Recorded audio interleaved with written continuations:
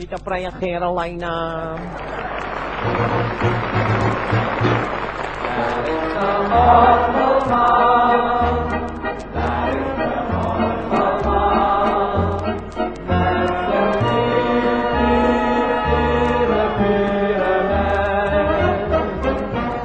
That is the awful road.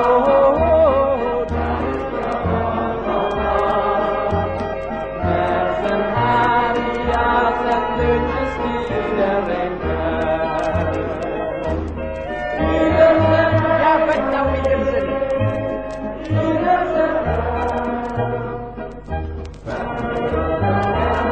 Bakkie niet, want ook een orgelman is maar een mens. Rel, rel, rel, rel, rel.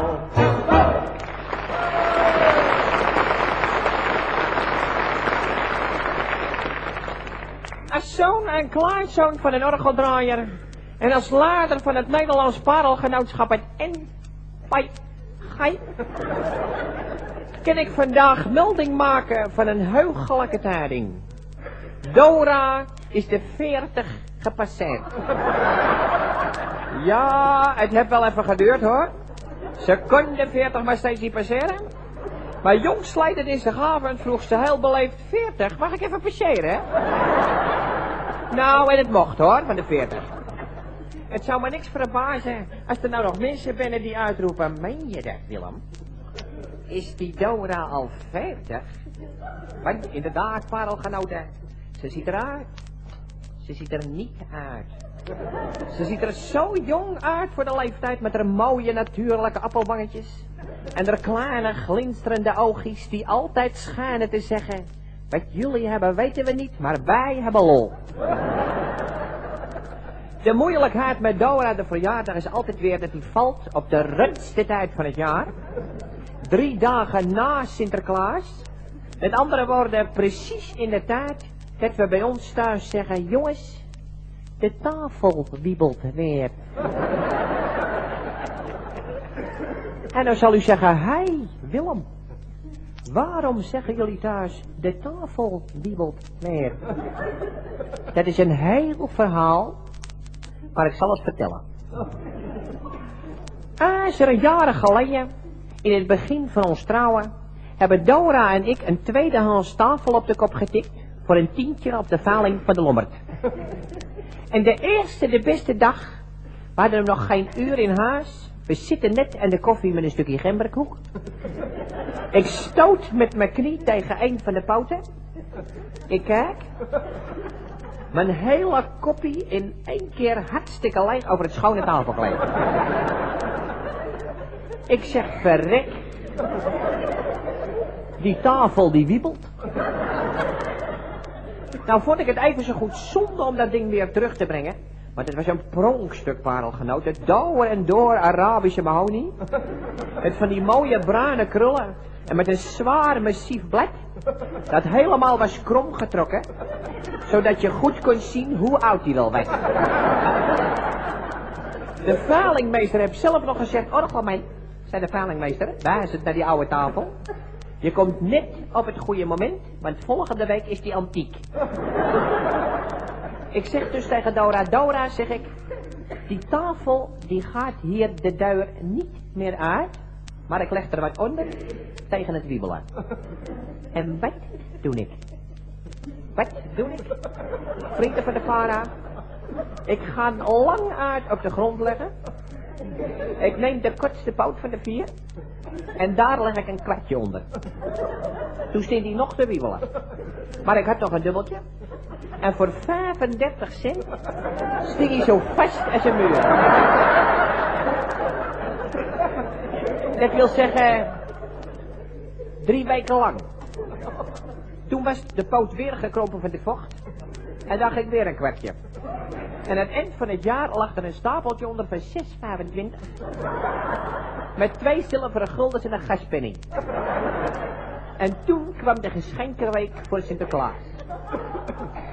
Op 4 december komt Dora bij me en ze zegt, Willem, ik weet me geen raad meer. De centen binnen op. Ik zeg, je hebt toch alles gekocht, Dora? Ja, Willem, maar waar is het geld voor de huur? onder de poot, Dora, zeg ik. En de volgende dag sting de tafel weer te wiebelen. Ditzelfde gewiebel herhaalt zich elk jaar weer in december. Maar elke keer heb ik Dora toch nog wat voor de verjaardag kunnen geven. En weet u wat ze deze woensdag van me gekregen heeft vanwege het passeren van de 40? Een hoedje. Een roze doppie. Met donkergroene spikkels. En een geweldige vogelafveer van zo'n ongelofelijke lengte. Dat ze bij het oversteken van de straat nog moet bukken. Wil ze geen kortsluiting maken met de bovenlading van de tram. Het voaletje zit er niet meer aan. Dit heeft ze er zelf afgerukt. Om te bewaren tot voor de zomer tegen de muggen. Dora was zo blij met het hoedje. Dezelfde avond heb ze dan iedereen laten zien. Want we hadden grote visitepanelgenoten. Gazi Sahara. Joepie Wildvlees met zijn vrouw dubbele knooping. Happy Zeebeen. Jaapie Pappelwater met zijn echtgenoten. De bovenburen, want beneden komen we nooit. En dat was meteen water en vuur tussen Happy Zeebeen en Jaapie Pappelwater. Want Jaapie is namelijk op Amerika en Happy dweept met de Russen. Die dweept zo met de Russen dat hij zijn kat een lintje om zijn nek heeft gegeven. En dan denk je natuurlijk een rood lintje. Nee, een crème lintje. Enfin, het liep zo hoog, dat gesprek tussen Happy Zeebeen en Jaapie Pappelwater, dat Happy op een gegeven moment keihard met zijn vuist op de tafel sloeg, niet wetend dat ik met mijn voet onder de poot zat. Ten einde niemand te laten merken dat er geen cent meer in huis was. Ik zie Happy zijn vuist omhoog gaan. Ik denk in paniek, Willem, wegwezen met je zere voet. Ik trek mijn been in. De ramp die hierop volgde, voltrok zich in de tijd van hooguit 2 seconden. Happy zijn vuist komt neer op het blad. De tafel kiept. Hij maakt een slagzij van meer dan 45 graden. De koffie uit de koppen. Dora er even lila feestjapon is opeens een imprimeetje geworden. Met sukkelblommen van de chocoladadvocaat. Zo'n gat in het kleed van de sterke drank. En boven het gegil uit van de vrouwen klinkt de stem van Joepie Wildvlees. Jongens, nou komt er een lollige sfeer. Ja, we hebben nog wat afgelachen die avond. We hadden een stuk zeep tussen de marsepein gedaan. Dat kreeg de vrouw van Jaapie Pappelwater. En die kent helemaal geen zeep verdragen. Kan je nagaan wat we gelachen hebben, hè? Daarna hebben de mannen de hoedjes van de dames opgezet. Vervolgens hebben we de ene polka na de andere eruit gedanst. We hadden namelijk een pick-up van de melkboer geleend. En om 1:30 wordt er gebeld. En wie staat er onder aan de trap? Wit van woede. De buurman van Eenhoog. Die begint te brullen. Willem, kom naar beneden als je durft. Kom naar beneden, dan ben je nummer 2. Ik zeg nummer 2. Wie was er dan nog meer naar beneden gekomen? Mijn lamp, zegt de buurman.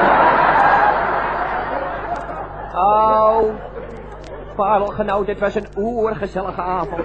Er zal nog heel lang over gepraat worden, maar niet door mij. Ik hou ermee op tot de volgende week, de laatste keer, wanneer Willem het uiteindelijk zal hebben over de SP van de O, oftewel de slutproblemen van de orgelbaan. Ik dank u.